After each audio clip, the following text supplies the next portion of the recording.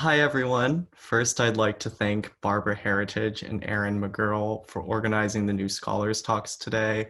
I know a lot of work went into preparing the tech and everything else for the annual meeting, and I'm very excited to share some of my research with you today. My project attempts to see whether a quantitative approach to the diffusion of notarial registers, everyday books of practice containing dozens of contracts transcribed by a public notary, and the visualizations created thereby, can aid in understanding the appeal of pragmatic literacy in medieval society.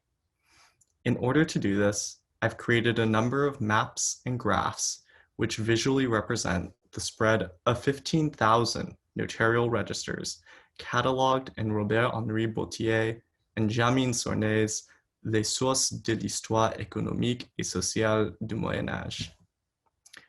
In this first map, you can see the spread of the accumulation of notarial culture in various communes over time. What you'll notice is that cities dominate. In the county of Provence, the commercial metropolis of Marseille and the political capital of Aix-en-Provence swallow up the surrounding towns and villages. Along the Rhône River, the papal capital of Avignon, the commercial centers of Orange and Carpentras, and the legal center of Arles appear to enjoy the greatest accumulation of notarial culture. Based on these maps, it's easy to understand why historians have assumed a causal relationship between notarial culture and modernizing forces, such as a rise in commercial activity, adherence to Roman law, and burgeoning administrative institutions. In order to ascertain a more accurate picture of the spread of notarial culture, we need to normalize these data. Luckily, Edouard Baratier's La démographie provençale provides population statistics from a census conducted in 1315. That census provides the number of taxable herds for hundreds of communes throughout the county of Provence, and there are 97 communes for which we have both hearth data and extant notarial registers. Dividing the measure of notarial culture by the number of hearths allows us to see a more accurate visualization of the accumulation of notarial culture across the region. I should add that there are a few notable regions not covered by the census data, especially the Comtat Venaissin, which includes Avignon, Orange, and Carpentras. Nevertheless, here you can see the spread of notarial registers per capita. How does normalizing the data change the landscape of notarial culture described above? Each city has shrunk considerably. Instead of swallowing up the surrounding countryside, the normalized data show that Marseille, Aix-en-Provence, and Arles enjoyed the same magnitude of notarial culture as did rural communities such as Rayanne, Apt, and Rouillé. We can also see that a number of extant registers come from hamlets and villages that were so small they were not counted in the census. Finally, here are two bar graphs with a few examples of cities and a few examples of rural communities that we saw above. So Marseille, Aix-en-Provence, and Arles, and Rayanne, Apt, and Rouillé. The graph on the left is just the spread of notarial culture, and the graph on the right is the spread of notarial culture when normalized by hearths, just so you can see the extent to which normalizing the data changes our understanding of notarial culture in medieval Provence. These visualizations call into serious doubt the assumption that notarial culture was primarily an urban phenomenon. They also raise the important question of whether or not these books of practice and the pragmatic literacy that attended them really spread from urban to rural society because of the modernizing forces of commercialization and legalism. So for the second part of my talk, I'll compare notarial documents from urban society and rural society and offer some thoughts on the differences between rural and urban notarial culture. Now, a number of theories have been offered to explain the spread of pragmatic literacy to rural society. Specifically concerning 13th and 14th century Provence, legal historians such as John Pryor have argued that as people grew more accustomed to seeking legal recourse in Roman law courts, they sought out the services of notaries who could provide them with written evidence. Economic historians of medieval Provence view the presence of Italian merchants, who had used notarial contracts for centuries by the later Middle Ages, as essential for the spread of notarial culture. This might be true for legal and commercial centers like Arles, Aix-en-Provence, and Marseille, but 30 miles away, one entered a completely different world. The terrain was more sparsely populated. People interacted with each other on a more local level, and economic transactions did not require the same sort of shared liability or massive capital investments that a shipment of grain from Marseille to Egypt or Rhodes did. Notarial culture was not immune from these differences. The second half of my paper argues that the spread of notarial culture that we saw earlier does not reflect a flattening of Provençal society.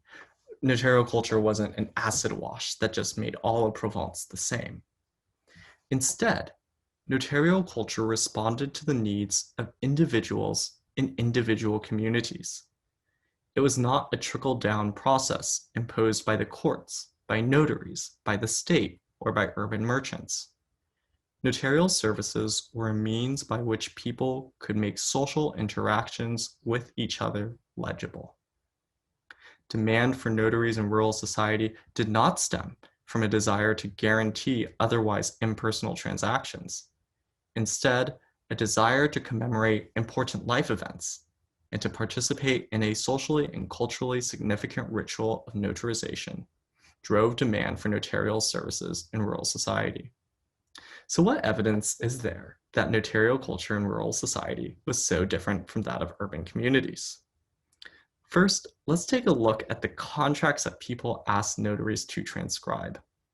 In the countryside, the majority of acts are related to social events, such as deaths, marriages, and land sales. In a metropolitan port such as Marseille, on the other hand, one finds acts pertaining to the sale of movable goods, including slaves, commenda contracts, which were ways of sharing liability and pooling capital for long-distance trade, and debt contracts. Meanwhile, the commercial transactions that did take place in the countryside were almost exclusively land sales and occasional debt contracts, but only requested by those with no other way to guarantee their credit: rural Jewish communities and immigrants. Second, the Misonpage of rural notarial contracts differs in significant ways from their urban counterparts. Here, we have two examples of notarized testaments: the distribution of one's goods and property at their death. The image on the left is a testament of Hugues Boileau, transcribed in 1371 by a notary from Marseille named Hugues Marolles, and the image on the right is from a notarial register compiled by Louis de Roche in Apt and its surrounding towns and villages in 1382. This particular testament is from the hilltop village of Gordes. You'll notice that whereas the notary in Marseille formatted the individual bequests as a list, the notary in Gordes has transcribed all of the bequests in a single paragraph. This difference suggests that the two documents may have served two different purposes in each community. There are other important differences between rural and urban notarial contracts. For example, in a testamentary bequest, there is a significant difference in the person and tense of the verb legare, to bequeath or to will. In manuscripts from Marseille, the notary always transcribes the entire act in the first person present tense. So here in the testament from Marseille, you see item lego, item lego, item lego. Meanwhile, in a rural register written by the notary Rostagne Bonnet from 1371, he transcribed the same acts in the third person past tense. This demonstrates two probable differences. First, that urban notaries transcribe testaments in the presence of the soon-to-be decedent, whereas rural notaries transcribe them after the fact. And second, that rural notaries did not always follow the prescribed Roman law procedure for transcribing testaments. It may also reflect a fundamentally different attitude towards the relationship between the individual requesting the contract and the contract itself. These differences in the distribution of types of acts, the Misonpage, and grammatical differences all indicate that a rural notary's work differed from that of an urban notary. But to return to the original question, what does this tell us about the spread of these everyday books of practice in 14th century Provence? First, I think that it definitively shows us what didn't cause such a spread. Commercialization certainly did not generate demand for notarial services in hilltop villages or rural communities. What about legalism and the spread of Roman law?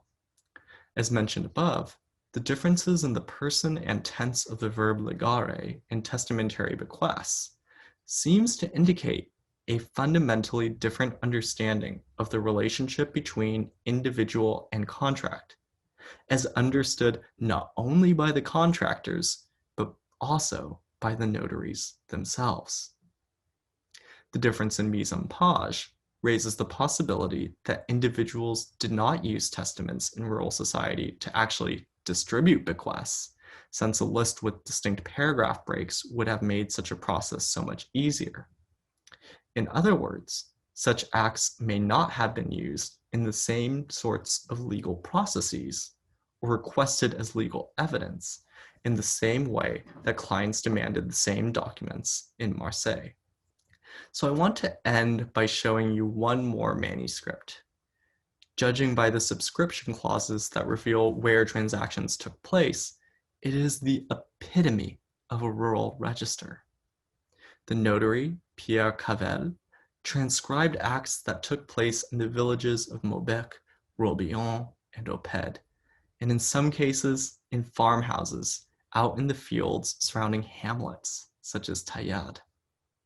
You'll notice right away that this register looks different from the previous manuscripts I've shown. It's not an oblong rectangle like the others. One reason why notarial registers were shaped like oblong rectangles was that notaries needed to be able to hold them in the palm of their hand while they scribbled out a contract. This register was not meant to be held in one hand. Instead, it may have been meant to be placed on a table in a client's home with the two parties and witnesses gathered around. When we consider why people sought out notarial services, we should bear two images in mind. Imagine the notary, register in hand, scribbling out an agreement between a lender and debtor or two investment partners on a busy dock in Marseille. And then imagine a notary in a hamlet, such as Maubec, in the fields of the Luberon, sitting at a table, register open, transcribing a dowry agreement, like the one we just saw between two families who had waited perhaps months for the notary to make his rounds. Something as simple as the shape of the register betrays slight but important attributes of the notary's social and cultural purpose through the simple ritual of writing things down.